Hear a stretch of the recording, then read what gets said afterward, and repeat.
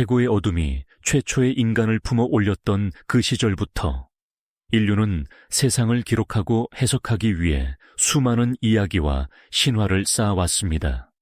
그 가운데에서도 영화와 서사는 시대의 장벽을 넘어서며 보이지 않는 세계를 비추는 하나의 거울처럼 우리를 인도해 왔습니다. 그리고 그 거울 속에서 가장 오랜 세월 동안 빛을 잃지 않은 문명, 그 미지의 심연 속에서 여전히 신비를 뿜어내는 존재가 있으니 바로 이집트의 거대한 피라미드였습니다. 수천 년의 모래폭풍을 견디며 남아있는 그 거대한 돌의 산은 어떤 의미에서는 인류가 남긴 마지막 암호판과도 같았습니다. 특히 기자의 대피라미드는 최소 1만 2천 년 이상 묵묵히 서 있었다는 주장도 있는데, 이는 고대 이집트 문명조차 등장하기 이전의 시대로 거슬러 올라갑니다. 그렇기에 더욱 많은 학자들은 피라미드가 우리가 알고 있는 이집트인이 아닌 그 이전에 존재한 또 다른 선사 문명의 흔적일 가능성을 조심스레 제기하고 있습니다. 오늘날까지도 피라미드의 기원과 목적을 온전히 밝혀낸 이는 단 한 명도 없습니다.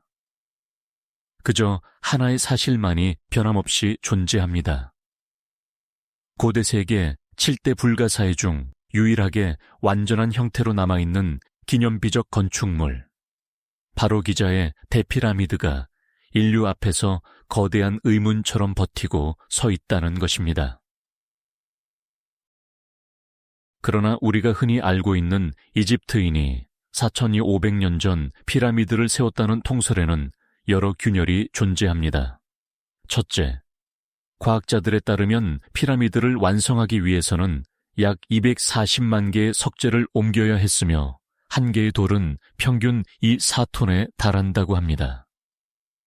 심지어 일부는 15톤을 넘는 거대한 바위입니다. 끝없는 모래사막 위에서 당시의 기술로 이러한 돌을 어떻게 채석하고 어떻게 운반하며 어떻게 정교하게 쌓아 올렸는가. 수많은 가설이 제기되었지만 건축학적, 공학적 관점에서 보면 그 어떤 설명도 완벽하게 납득되기 어렵습니다. 둘째, 기자 피라미드군의 구조는 다른 이집트 건축물과 완전히 이질적입니다. 내부 지지 구조가 거의 없고 정교하게 다듬어진 거대한 석재 자체가 구조적 안정성을 완성하고 있습니다. 내부에는 종교적 상징이나 상형 문자도 없습니다.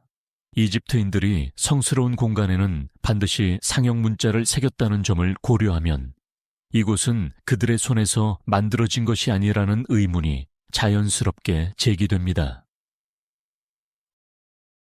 더 놀라운 사실은 겉모습이 정사각뿔처럼 보이지만 실제로는 8면체라는 점입니다. 피라미드의 각면은 중심선을 기준으로 아주 미세하게 안쪽으로 꺾여 있으며 이는 0.551도의 섬세한 각도 변화로 이루어져 있습니다.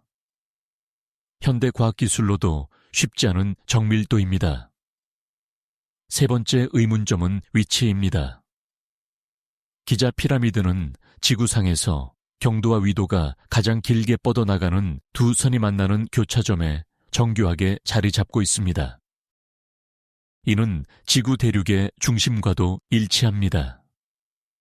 이처럼 단 하나의 오차도 없이 정렬된 위치 선정은 2000년 전의 기술로는 설명하기 어려운 수준의 지리 천문 지식이 필요합니다. 게다가 세계의 주요 피라미드, 쿠프, 카프라, 멘카우라는 지상에서 완벽하게 일직선으로 정렬되어 있을 뿐 아니라 밤하늘의 오리온 자리, 사냥꾼의 허리띠별 3개와 정확히 대응됩니다.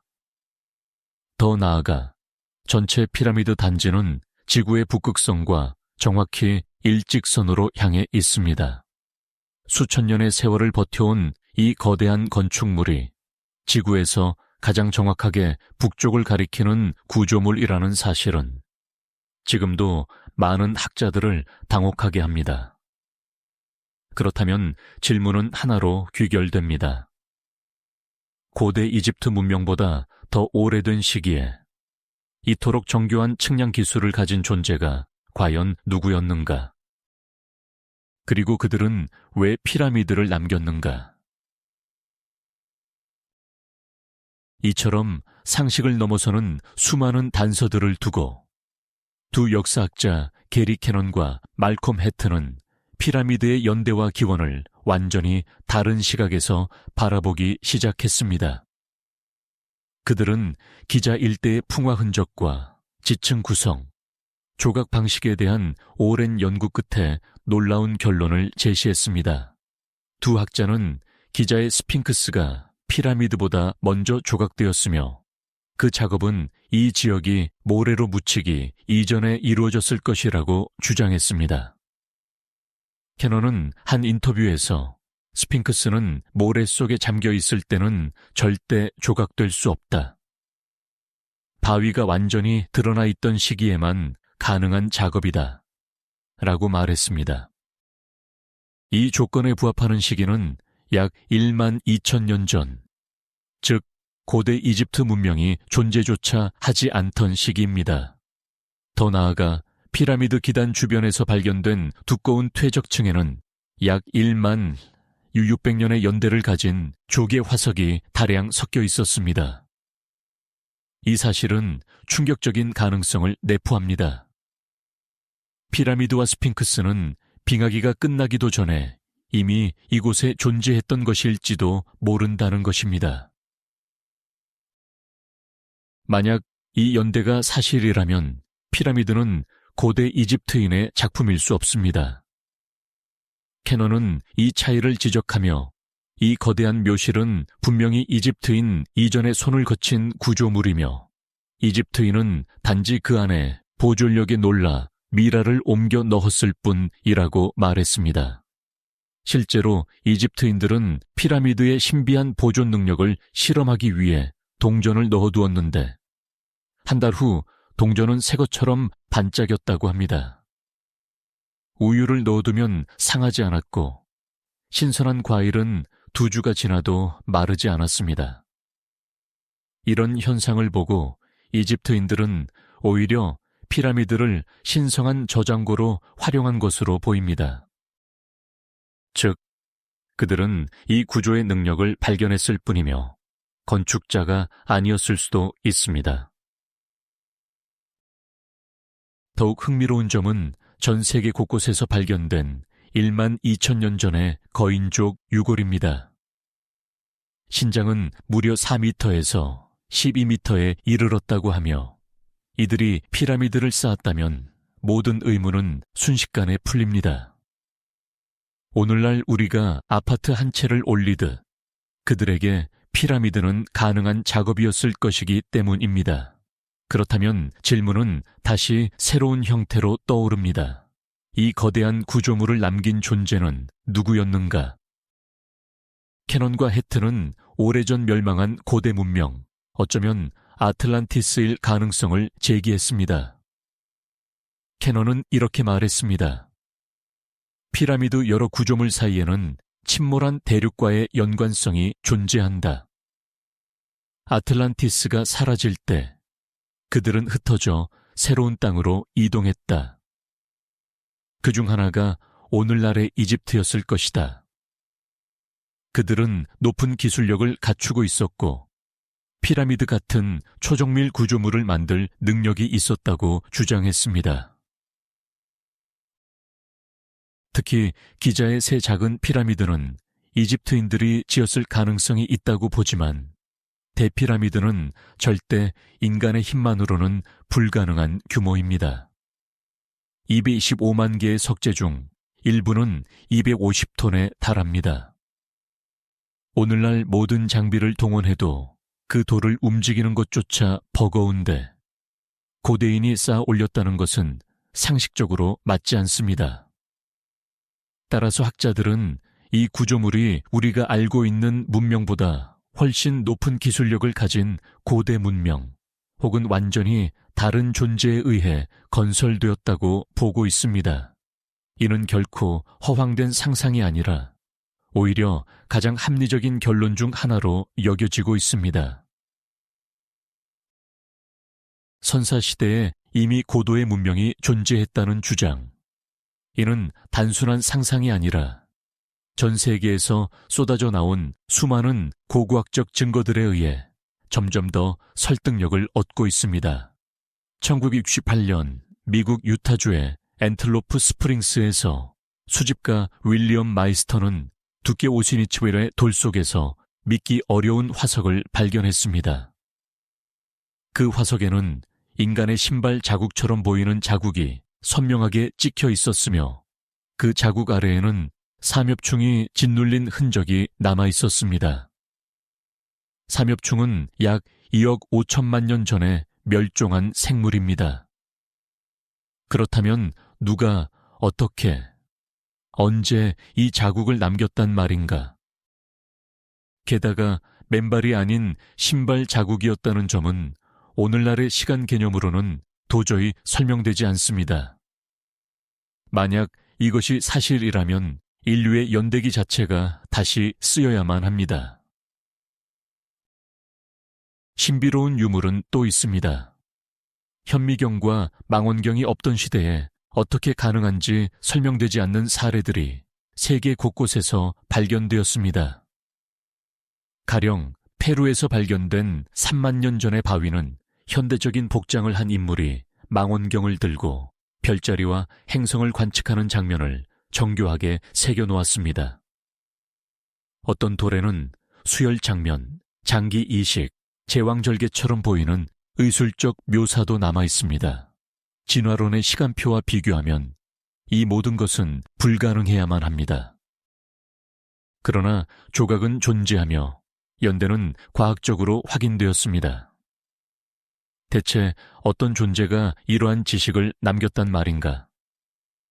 우리는 그저 우리가 모르는 문명이 실제로 존재했음을 암시하는 조각난 흔적들만 바라보고 있을 뿐입니다. 1972년 프랑스의 한 공장에서 아프리카 가봉 오클로 지역에서 수입한 우라늄 광석을 조사하던 중 기술자들은 매우 이상한 사실을 발견했습니다. 우라늄이 이미 사용된 상태였던 것입니다. 추가 조사를 위해 현장을 파헤친 결과 그곳에는 약 18억 년 전에 만들어져 50만 년 동안 가동된 자연적이지 않은 핵 반응로가 존재했습니다.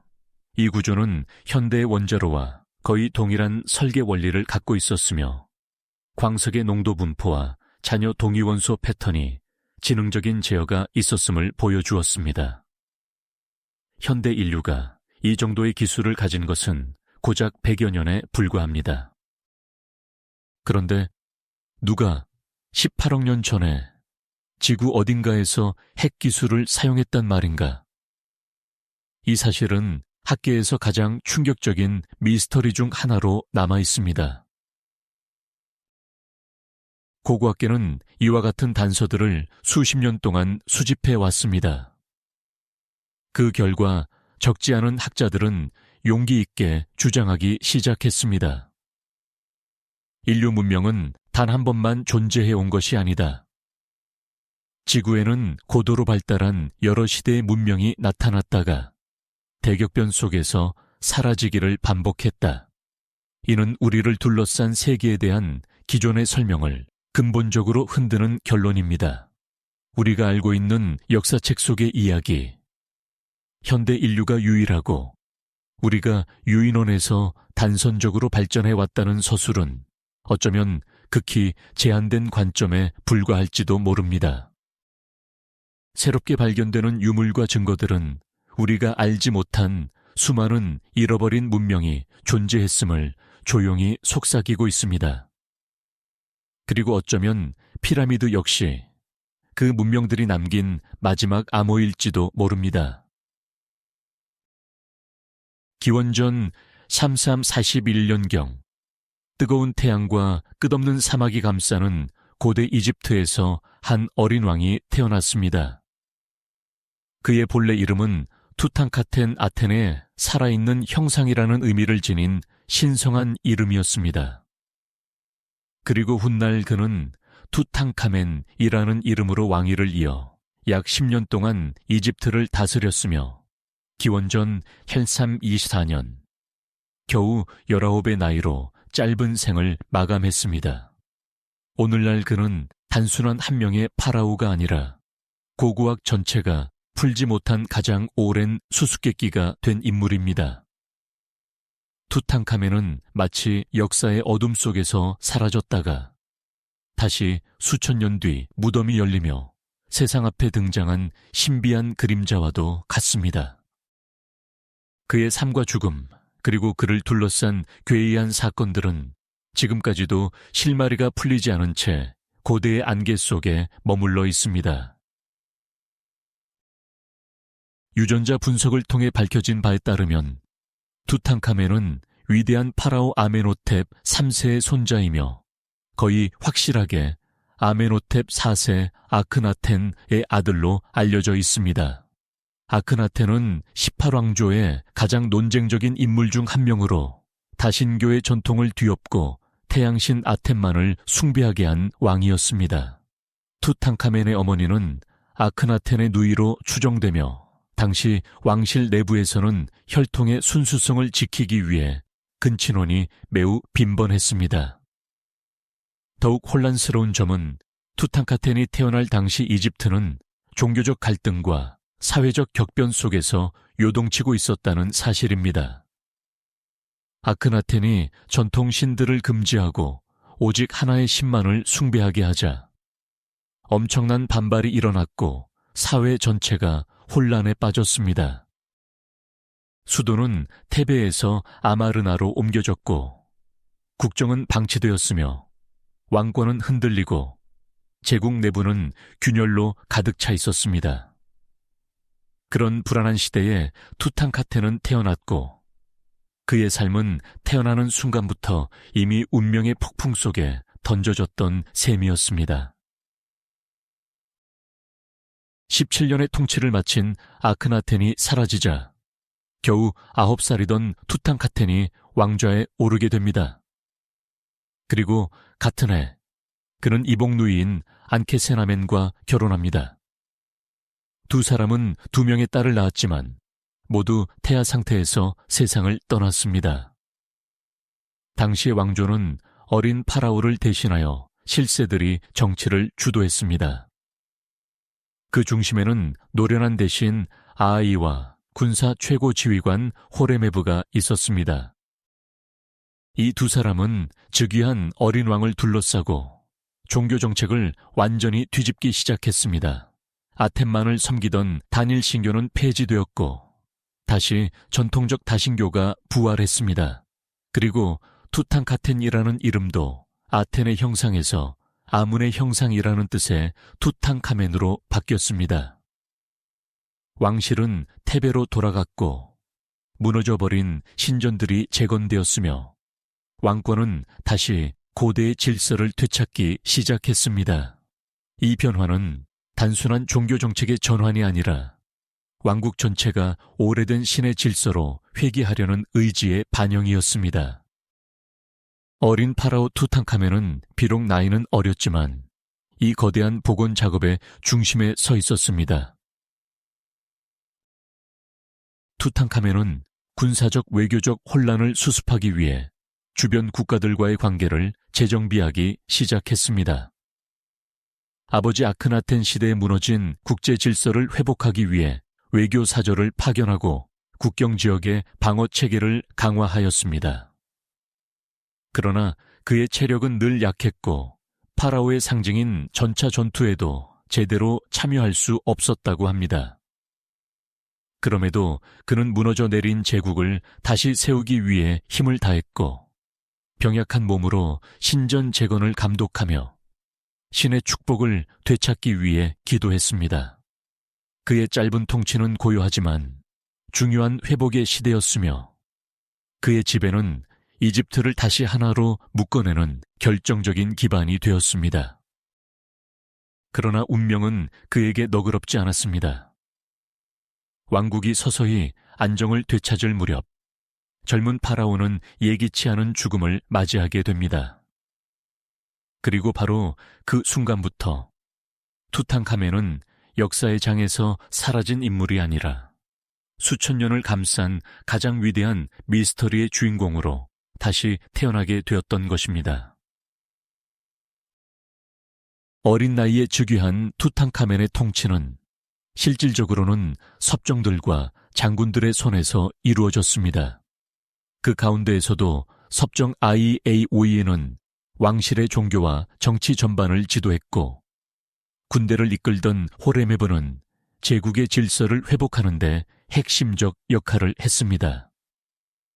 투탕카멘은 그들의 조언 아래 아마르나 시대에 무너진 신전과 절차를 재건하고 잊힌 신들에게 다시 제물을 바치도록 명령했습니다. 그는 테베로 돌아가 카르나크 신전을 복원했고, 왕의 권위가 깃든 거대한 성문과 신성한 도구들을 하나하나 되살려냈습니다. 그가 감독한 유적 중에는 오늘날까지 남아있는 솔레브의 붉은 화강감 사자상도 있다고 알려져 있습니다. 또한 아버지 아크나텐 시기에 무너진 외교관계도 서서히 회복해 나갔습니다. 작고 연약했지만 그는 누구보다 간절하게 이집트에 다시 평화를 되돌려 놓고자 했습니다. 그러나 역사는 언제나 가장 젊고 아름다운 존재에게 가혹한 시련을 부여하곤 합니다. 투탕카멘의 죽음은 고대 이래 수많은 논란을 낳았습니다. 그의 신체는 키는 크고 균형 잡혀 있었지만 왼발의 골격이 비틀려 있었고 만성적 뼈 질환을 앓고 있었다는 기록이 남아 있습니다. 이는 근친혼으로 이어진 왕실 혈통의 숙명적인 약점이었다고 학자들은 말합니다. 2010년 DNA 연구 결과 투탕카멘의 부모가 남매 사이였다는 사실이 확인되며 이 추정은 더욱 강화되었습니다. 그의 미래는 머리 뒤쪽에 작은 구멍이 나 있었기 때문에 과거에는 암살설이 제기된 적도 있습니다. 하지만 현대의 연구는 그것이 방부 처리를 위한 과정에서 생긴 흔적임을 밝혀냈습니다. 1995년 CT 스캔에서는 왼쪽 다리에 골절과 그로 인해 발생한 감염이 확인되었고, 미라의 조직에서는 말라리아 원충의 DNA가 검출되었습니다. 즉, 그의 죽음은 암살이 아니라 부러진 다리의 감염 플러스 말라리아 플러스 선천적 질병이라는 삼중고의 비극이었을 가능성이 큽니다. 그가 얼마나 고통스러운 마지막을 견뎠을지 상상만으로도 마음이 저립니다. 투탕카멘의 죽음 이후 고고학자들은 그의 무덤을 조사하면서 수많은 미스터리에 직면했습니다. 그 가운데 가장 유명한 것이 바로 파라오의 저주입니다.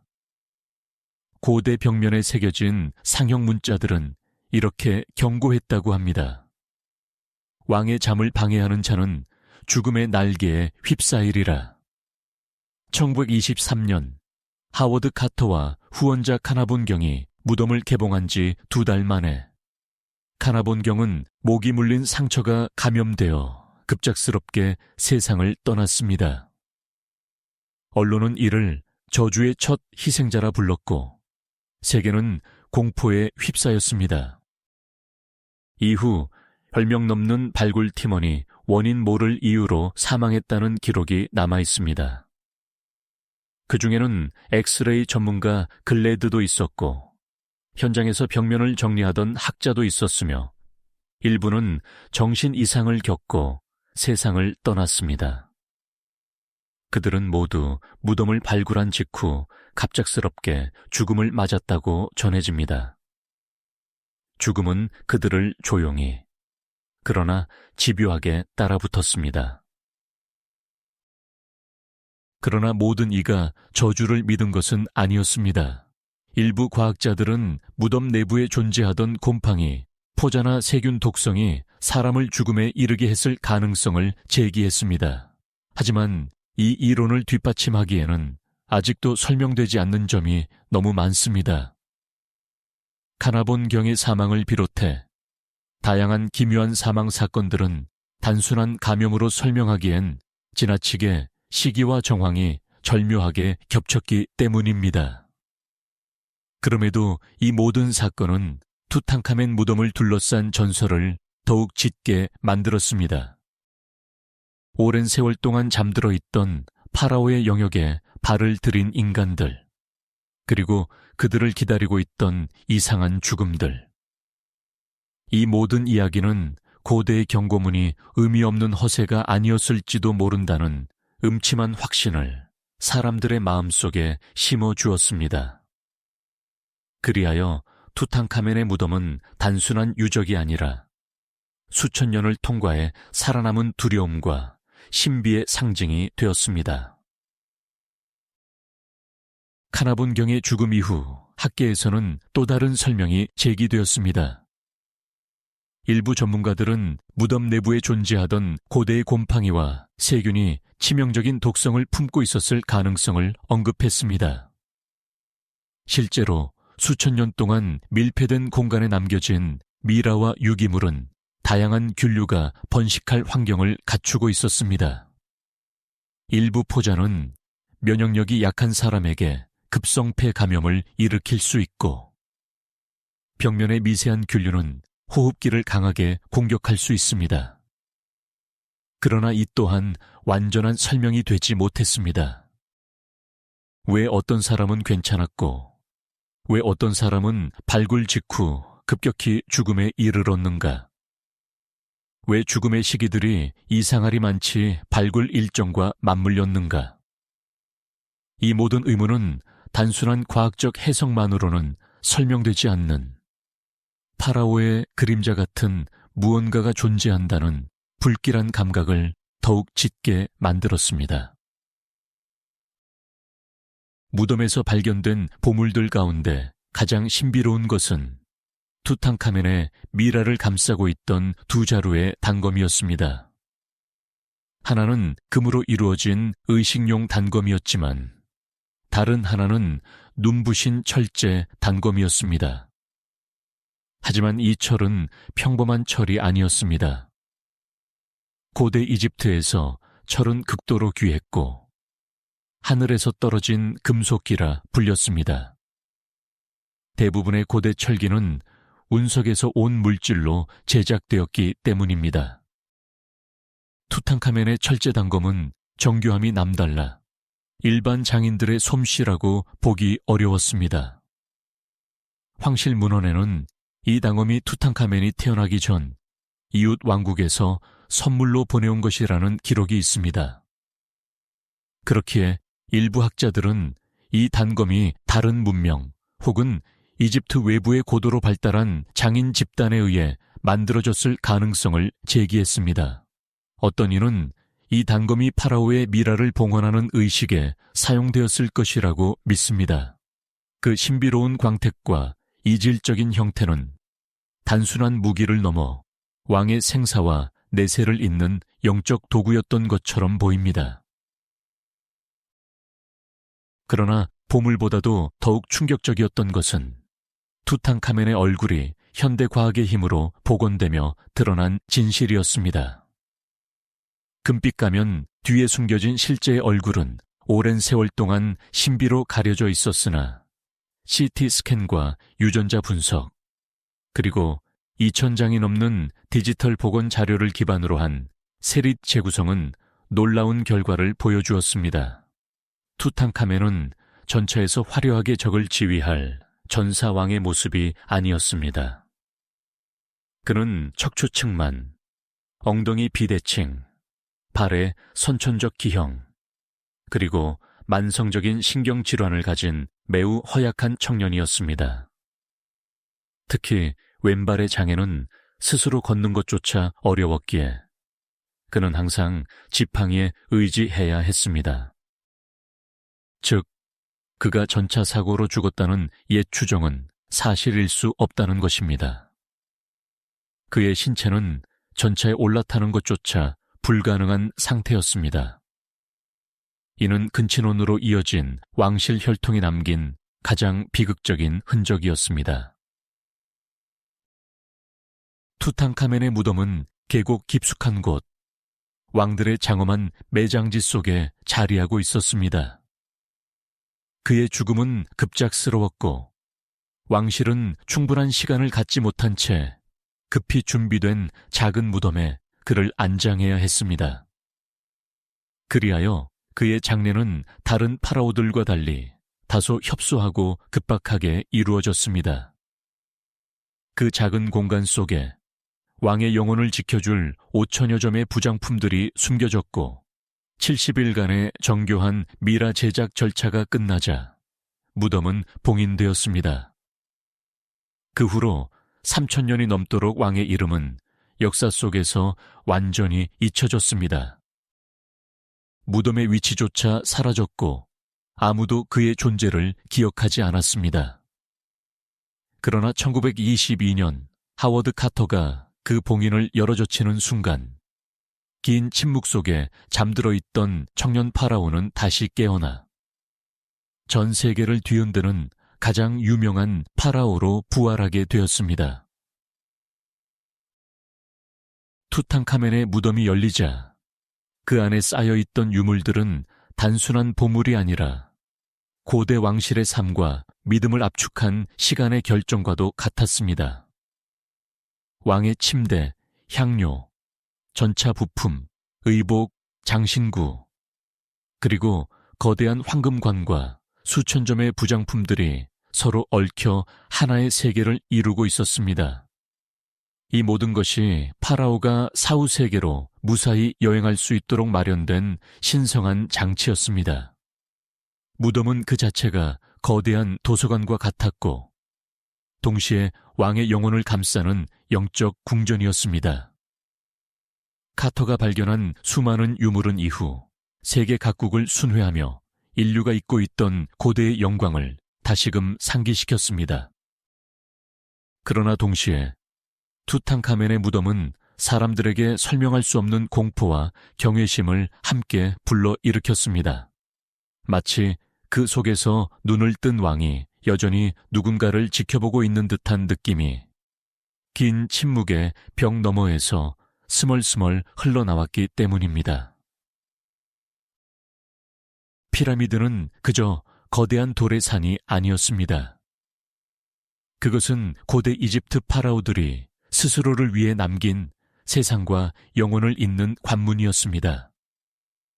대부분의 피라미드는 제3왕조에서 제6왕조 사이에 지어졌으며 그 규모와 정교함은 오늘날의 기술로도 재현이 쉽지 않을 만큼 압도적입니다. 4,000년이 넘는 세월 동안 모래폭풍과 전쟁, 침식과 지각 변동을 견뎌왔지만 피라미드는 여전히 그 자리에 그대로 서 있습니다. 특히 기자 평원의 피라미드들은 카이로 서쪽 나일강 너머에 웅장하게 자리 잡고 사막의 황혼 속에서 불멸의 존재처럼 빛을 잃지 않았습니다. 고대인들은 피라미드를 7 불가사의 중 하나로 꼽았고 이는 우연이 아닙니다. 그들은 피라미드를 신들의 숨결이 닿는 장소, 아무도 침범해서는 안 되는 신성한 경계라고 믿었던 것입니다. 그리고 그 믿음은 수천 년 동안 두려움과 경외심을 담아 사람들 사이에서 전해져 왔습니다. 피라미드의 벽면에는 다양한 경고와 상징이 새겨져 있었습니다. 그 가운데 가장 유명한 경고는 다음과 같습니다. 파라오의 안식을 방해하는 자, 죽음의 그림자가 너를 삼키리라. 이것은 단순한 위협이 아니라 무덤을 지키는 신성한 질서를 표현한 말이었습니다. 그럼에도 불구하고 탐욕과 호기심에 눈이 먼 사람들은 거듭 무덤에 침입했습니다. 그리고 이상한 일이 벌어졌습니다. 파라오의 무덤에 들어간 사람들, 도굴꾼, 경비원, 연구원, 심지어는 공중보건 전문가까지 어떤 이는 즉사했고 어떤 이는 병에 걸렸으며 어떤 이는 원인을 알 수 없는 사고를 겪고 죽음을 맞았습니다. 죽음의 방식은 제각각이었지만 공통점은 모두 무덤을 침범한 지 얼마 지나지 않아 돌아올 수 없는 길에 들어섰다는 점이었습니다. 그로 인해 사람들은 피라오의 저주가 단순한 전설이 아니라 실제로 작동하는 보이지 않는 법칙이 아니냐고 두려워하기 시작했습니다. 1922년 하워드 카터가 투탕카멘의 무덤을 열고 7년의 발굴 끝에 5,000점이 넘는 유물을 세상에 드러냈을 때 전 세계는 경탄과 경악의 감정 속에서 뒤흔들렸습니다. 무덤을 후원한 카나본 경은 발굴이 한창이던 1923년 2월 갑작스러운 열병과 감염으로 세상을 떠났습니다. 그의 여동생은 회고록에서 이렇게 썼습니다. 그는 죽기 직전 의미 모를 말을 되뇌었다. 그가 날 부른다. 나는 그를 따라가야 해. 이 기묘한 말은 이후 수십 년 동안 사람들에게 소름을 안겨주었습니다. 그뿐만 아니라 무덤 입구를 청소하던 노동자, 엑스레이 촬영을 하던 연구자, 그리고 다른 발굴 인력들까지 단 2년 사이에 22명이 사망하거나 이상 질환을 겪었습니다. 과학은 이것을 우연이라 말했지만 사람들은 그것을 결코 그렇게 보지 않았습니다. 그들의 죽음은 마치 보이지 않는 손이 조용히 하나씩 생명을 가져간 듯한 패턴을 보였고, 시간이 흐를수록 파라오의 저주는 더욱 두껍고 더욱 실체적인 그림자로 사람들의 마음속에 자리 잡았습니다. 카터가 무덤을 열었던 그 순간부터 파라오의 그림자는 점차 현실로 스며들기 시작했습니다. 무덤 개봉 후 발굴 작업은 계속해서 새로운 성과를 내고 있었지만 그 위대한 발견을 후원하던 카나본 경에게는 알 수 없는 불운이 다가오고 있었습니다. 그는 무덤 개봉 2개월 후 단순한 모기 물림으로 시작된 상처 감염이 전신으로 퍼져 결국 세상을 떠났습니다. 하지만 사람들이 더욱 두려움에 떨게 만든 것은 그의 마지막 순간에 남긴 신비로운 말이었습니다. 그가 날 부른다. 나는 그를 따라가야 해. 그의 여동생이 기록한 이 말은 무덤의 주인인 투탕카멘이 죽은 자를 부른다는 기묘한 전설과 겹쳐지며 세계 곳곳에서 파라오의 저주가 시작되었다는 소문을 걷잡을 수 없이 퍼뜨렸습니다. 그 후로도 발굴팀 내부에서 기이한 사건들이 연이어 발생했습니다. 무덤 입구의 돌벽을 제거하던 한 고고학자는 갑자기 원인을 알 수 없는 신경계 이상을 보이다가 사망했습니다. 또한 파라오의 관을 엑스레이 촬영하던 전문가 글래드는 점점 건강이 악화되어 마치 생명이 서서히 빠져나가는 듯한 증상을 보이다 끝내 세상을 떠났습니다. 발굴이 진행되던 2년 동안 총 22명의 발굴 관계자가 괴이한 질환 또는 사고로 사망했다는 기록이 남아 있습니다. 단순한 우연이라기에는 지나치게 정확한 타이밍, 그리고 모두가 무덤을 둘러싼 작업에 직간접적으로 연루되어 있었다는 사실은 사람들의 두려움을 더할 뿐이었습니다. 저주는 한 사람에게만 머물지 않고 파라오의 영역에 발을 들인 자들을 하나씩 응시하며 어둠 속에서 길게 그림자를 들이우는 듯했습니다. 저주의 이야기는 점점 더 국제적 파장을 일으켰습니다. 카이로 박물관장 카민 마하라자가 생전에 나는 수십 년간 미라와 피라미드를 다뤘지만 아무 일도 없었다고 자신 있게 말했음에도 그는 이 발언을 한 지 한 달도 채 지나지 않아 갑작스럽게 병을 얻고 사망했습니다. 놀라운 것은 그가 사망하기 직전까지 투탕카멘 무덤에서 나온 귀중한 유물들을 포장하는 일을 지휘하고 있었다는 점입니다. 사람들은 그가 마지막 순간까지 파라오의 보물에 손을 대고 있었음을 떠올리며 섬뜩함을 감추지 못했습니다. 마치 보이지 않는 힘이 그에게 경고를 보낸 듯한 죽음이었습니다. 그 사건 이후 투탕카멘 무덤을 둘러싼 공포는 더 짙어졌고 사람들은 저주를 단순한 미신이 아니라 고대가 남긴 실질적 경고로 보기 시작했습니다. 무덤을 지키는 보이지 않는 손이 마침내 분노를 드러낸 것처럼 느껴졌습니다. 학자들은 다양한 가설을 내놓으며 저주의 진실을 밝히려 했습니다.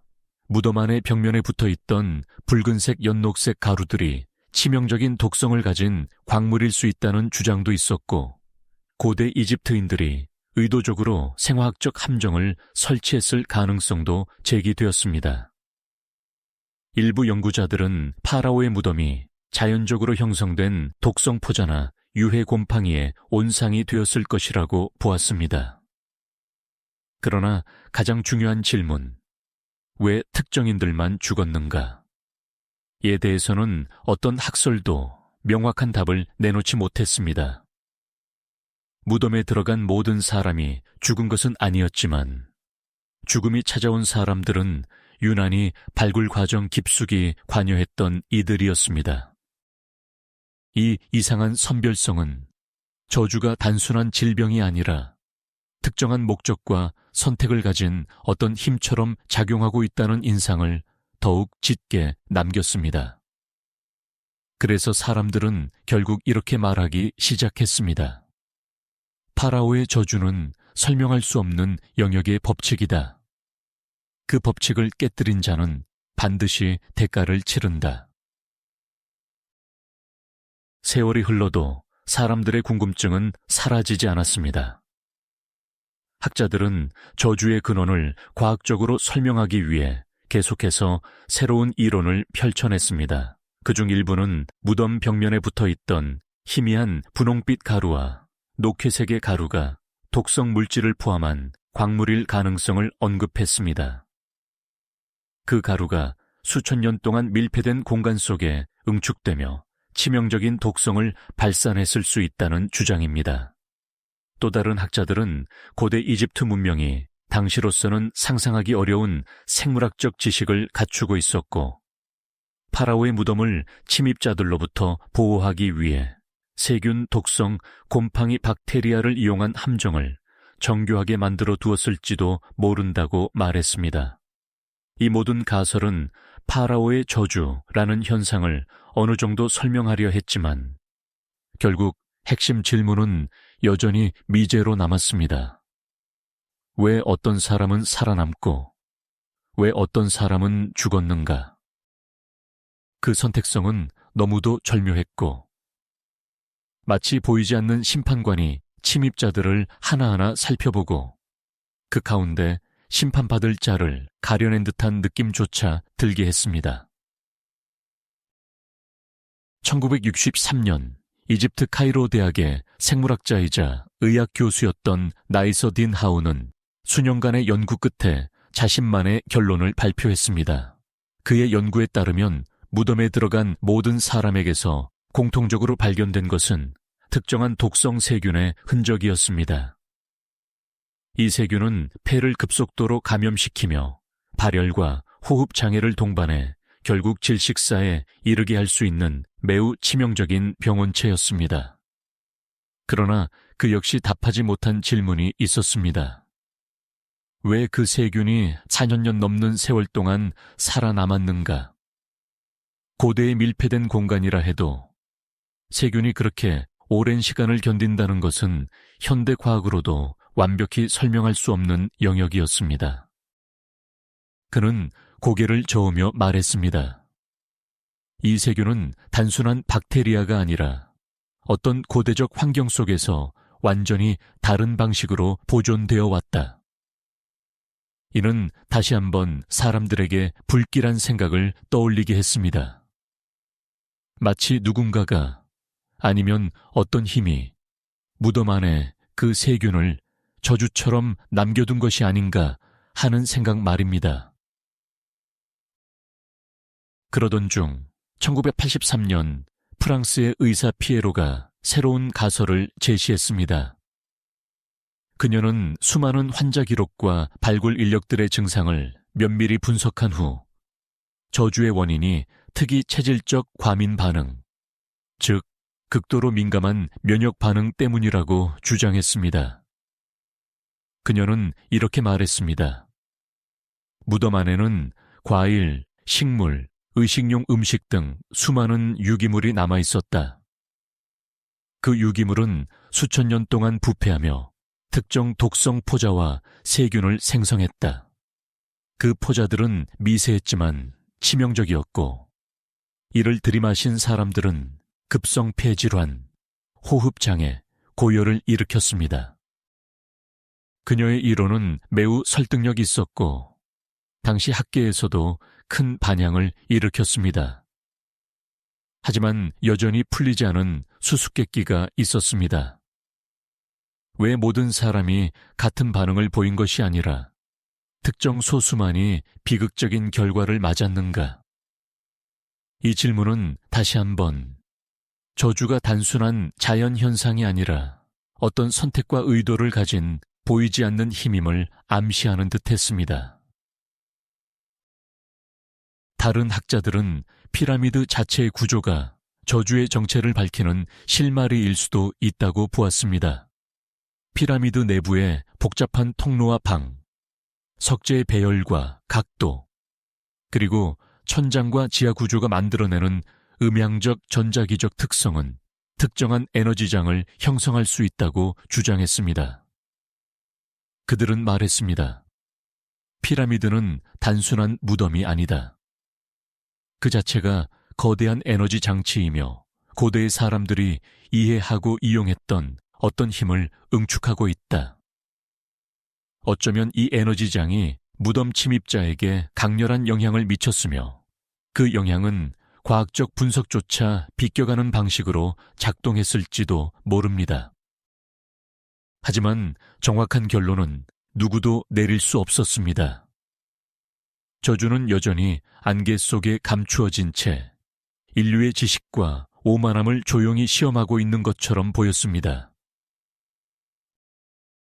그러나 수많은 학설과 과학적 분석에도 불구하고 파라오의 저주는 완전히 설명되지 않은 채 계속해서 인간의 이해를 넘어서는 영역에 놓여 있었습니다.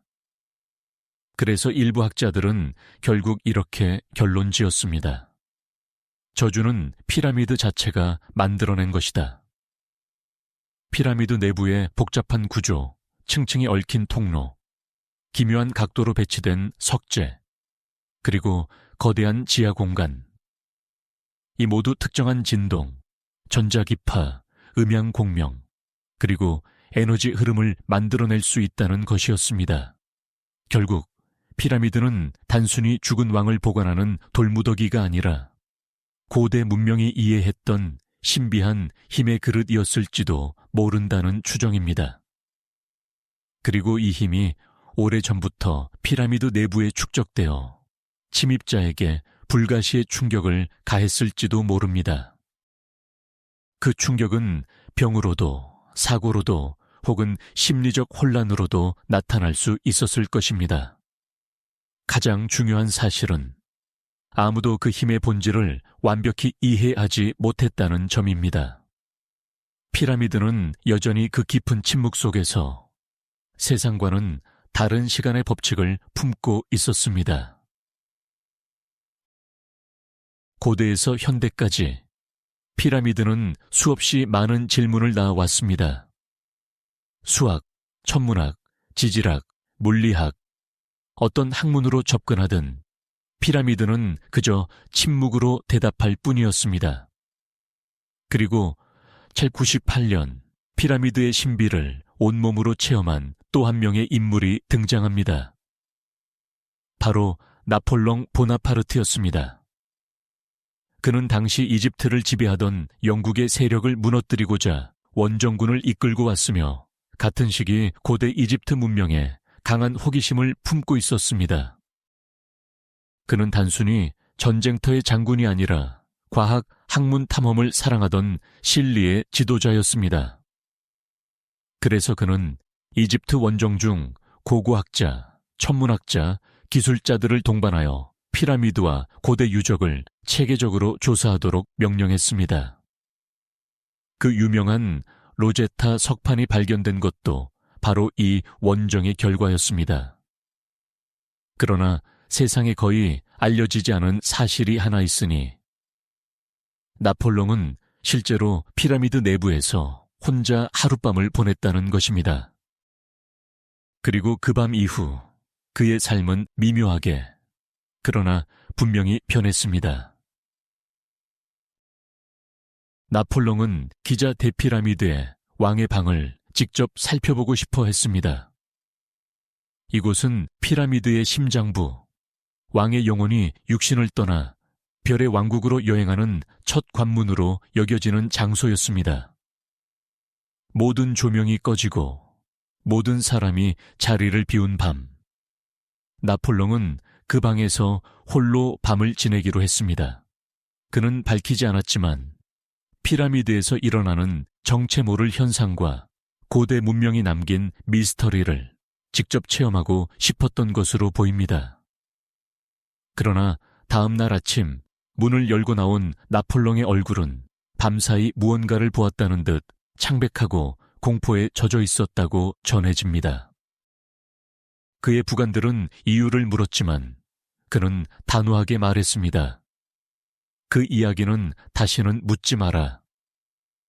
나중에 한 친구가 임종 직전에 다시 물었을 때조차 나폴레옹은 한참 침묵한 뒤 조용히 고개를 저으며 말했다고 합니다. 말해봤자 너도 믿지 않을 것이다. 그 한마디는 오히려 더 많은 미스터리를 낳았습니다. 그는 무덤 안에서 무엇을 본 것일까? 죽은 파라오의 환영, 자신의 미래, 혹은 피라미드가 품은 어떤 불가사의한 힘. 1930년 영국의 언론인 폴 브런트는 나폴레옹이 체험한 신비를 확인하기 위해 왕의 방에서 직접 하룻밤을 보내기로 결심했습니다. 그는 단 하나의 촛불만 켜둔 채 거대한 화강간 벽으로 둘러싸인 고요한 공간에서 밤을 맞이했습니다.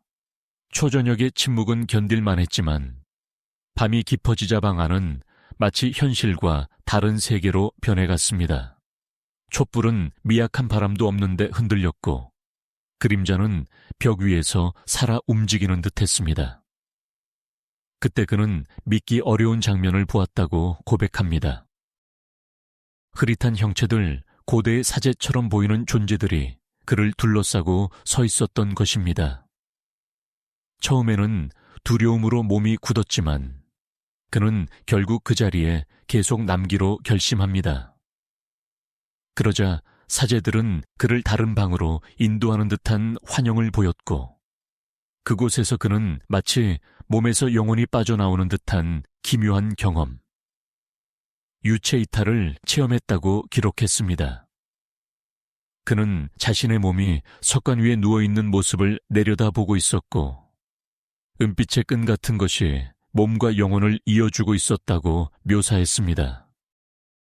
그리고 그 영혼의 공간 안에서 고대 사제들에게서 피라미드의 기원과 비밀을 들었다고 주장했습니다.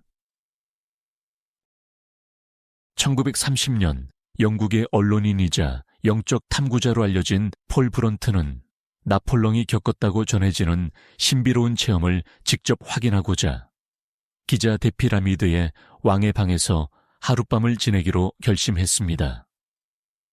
그는 단 하나의 촛불만을 켜둔 채 거대한 화강간 벽과 기묘한 울림으로 가득한 방 안에서 조용히 자리를 잡았습니다.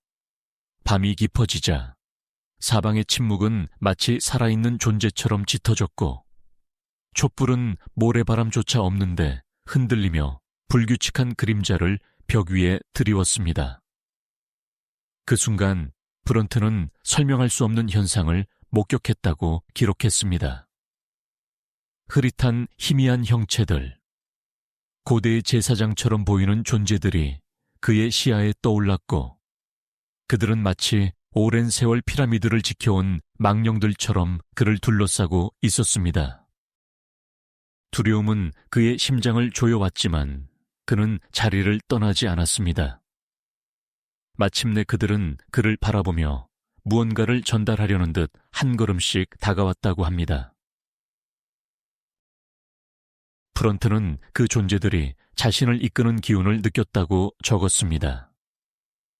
그들이 손짓하자 그는 어느새 왕의 방 너머 어둠 속 깊숙한 곳으로 이동하고 있었고, 그곳에서 그는 마치 몸에서 영혼이 빠져나가는 듯한 유체 이탈을 경험했습니다. 그는 자신의 육신이 석관 위에 가만히 누워있는 모습을 위에서 내려다보았다고 묘사했습니다. 그리고 육신과 영혼을 잇는 가느다란 은빛끈이 반짝이며 흔들리고 있었다고 합니다. 영혼의 시야는 현실과 달라 고대의 복도는 흐릿하게 흔들렸고, 사제들의 형체는 차갑고 묵직한 에너지로 가득 차 있었습니다. 그들은 마치 오래전부터 그를 기다렸던 듯 그에게 피라미드의 정체와 숨겨진 지식의 조각들을 들려주기 시작했습니다.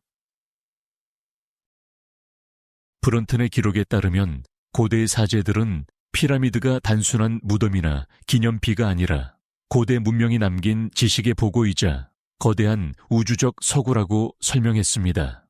피라미드는 별과 지구의 움직임에 맞추어 설계되었으며 특정한 시기에는 천체의 길과 영혼의 길이 일치하도록 정렬되었다고 했습니다.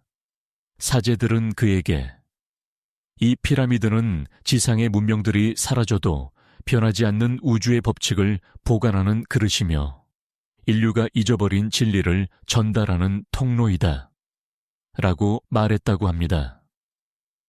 그리고 이러한 지식은 오직 특정한 사람들, 정신이 열리고 영혼이 깨어난 이들에게만 드러난다고 했습니다. 그 순간 브런트는 피라미드를 둘러싼 모든 의문이 하나의 흐름으로 연결되는 듯한 느낌을 받았다고 적었습니다.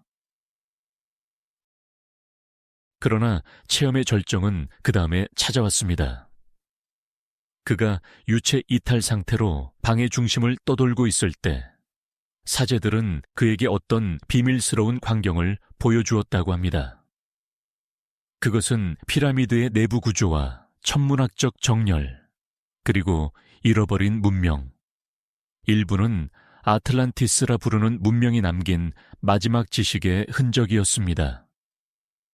브런트는 그 순간 내가 본 것은 단순한 환상이 아니었다. 그것은 진실의 파편이었고 피라미드가 왜 이 땅에 존재하는지에 대한 설명이었다 라고 적었습니다. 그러나 그 파편의 의미는 너무나 방대하고 인간의 언어로 다 담아낼 수 없는 것이었습니다. 새벽이 밝아올 무렵 그의 영혼은 다시 육신으로 돌아왔고 촛불은 기묘하게도 처음 켜졌을 때보다 더 짧아지지 않은 상태로 빛나고 있었다고 합니다. 그는 그 밤이 현실과 꿈, 생과 사, 육체와 영혼의 경계를 허문 밤이었다고 회상했습니다. 브런튼의 기록은 단순한 개인적 체험이 아니라 피라미드의 구조와 신비에 접근하려 한 수많은 탐험가들의 경험과 묘하게 맞물려 있었습니다. 그 가운데 가장 충격적이었던 사실 중 하나가 바로 나사의 전 자문가였던 리처드 호글런드가 제기한 발견이었습니다. 그는 피라미드 왕의 방 뒤쪽에서 방사능이 감지되는 모래를 발견했다고 밝혔습니다. 놀라운 점은 그 방사능의 농도와 분포가 자연적 침식으로 설명되지 않는 패턴을 띠고 있었으며 측정된 연대 차이는 피라미드의 상부와 하부가 1000년 가까운 차이를 보인다는 것이었습니다. 이 사실은 피라미드가 단일한 시기에 지어진 것이 아니라 상부 구조가 먼저 만들어지고 이후 뒤집힌 형태로 재배치되었다는 가설까지 불러일으켰습니다. 오늘날에도 이 논쟁은 결론 없이 수수께끼로 남아 있습니다. 피라미드 상부의 돌이 더 오래되었다는 사실은 학자들의 머릿속에 무수한 질문을 던졌습니다. 어떤 이는 피라미드가 원래 거꾸로 세워졌다가 이후 어떤 고대 기술에 의해 지금의 형태로 뒤집혀 세워졌다고 주장했습니다. 또 어떤 이는 상부 구조만 먼저 만들어져 오랜 세월 동안 모래 아래 묻혀 있다가 후대 문명에 의해 나머지 구조물이 완성된 것일 수도 있다고 보았습니다. 그러나 어느 가설도 피라미드의 완벽한 정렬, 천문과의 절묘한 일치, 그리고 기단부와 꼭지점의 오차 없는 각도를 모두 설명하지 못했습니다. 고대 이집트 문명이 가진 기술력만으로는 여전히 설명되지 않는 부분이 많았기 때문입니다. 결국 피라미드는 오늘날에도 과학과 역사, 종교와 신화의 경계에 서 있는 불가해의 기념비로 남아 있습니다. 그런 가운데 새로운 연구자들도 피라미드 속 비밀에 매달렸습니다. 스코틀랜드 출신의 언론인이자 아틀란티스와 잃어버린 세계들에 관한 방대한 저작을 남긴 루이스 스펜스는 피라미드가 단순한 묘실이 아니라 고대 문명의 예언과 지식을 보관한 거대한 암호 기록 장치라고 주장했습니다. 또한 구조공학자 데이비드 데이비드슨은 15년 동안 대피라미드를 연구하며 내부의 길이, 각도, 방의 위치, 통로의 기울기 등이 모두 특정한 역사적 사건과 인류의 흐름을 상징한다고 밝혔습니다. 그는 자신의 연구를 대피라미드, 신성한 메시지라는 책으로 출간하며 80장의 도면과 91일기의 표를 통해 피라미드가 천문학적, 지질학적, 역사적 정보를 모두 압축한 하나의 거대한 예언 지도라고 주장했습니다. 일부 천문학자들은 이러한 해석을 토대로 피라미드가 북극성 변화, 즉 지구 자전축 이동을 예견한 천문학적 기록물일 가능성도 제기했습니다. 옥스퍼드 대학의 천문학자 존 그리피스는 피라미드의 경사와 통로의 각도, 왕의 방의 방향이 지구 북극성의 순환 변화를 수천 년 단위로 반영한다고 주장했습니다. 과거 북극성은 용자리의 투반이었고 현재는 작은 곰자리의 폴라리스이며 미래에는 검은 고자리의 베가가 다시 북극성 자리에 오르게 됩니다. 그리피스는 이러한 변화가 피라미드 내부의 구조적 각도와 정교하게 맞물린다고 보았습니다.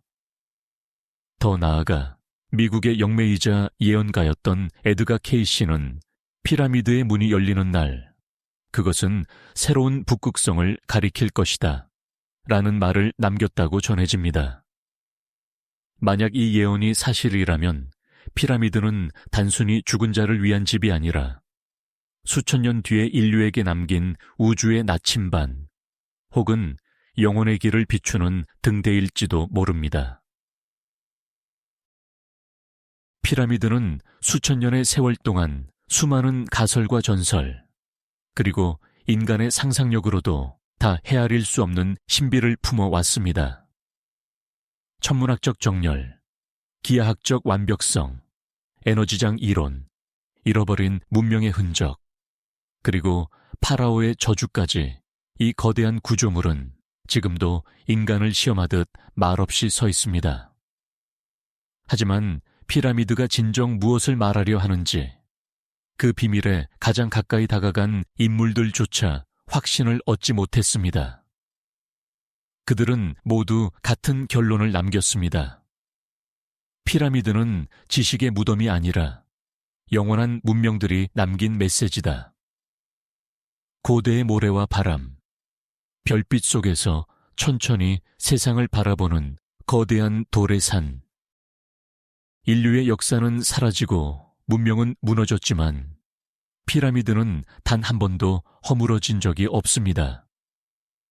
그리고 지금 이 순간에도 나일강 너머 사막의 황혼 아래에서 피라미드는 묵묵히 살아 숨 쉬며 언젠가 인류가 그 진정한 의미를 이해하기를 기다리고 있을지도 모릅니다. 마치 고대의 사제들이 속삭였던 것처럼 시간은 모든 것을 삼키지만 진실은 결코 사라지지 않는다.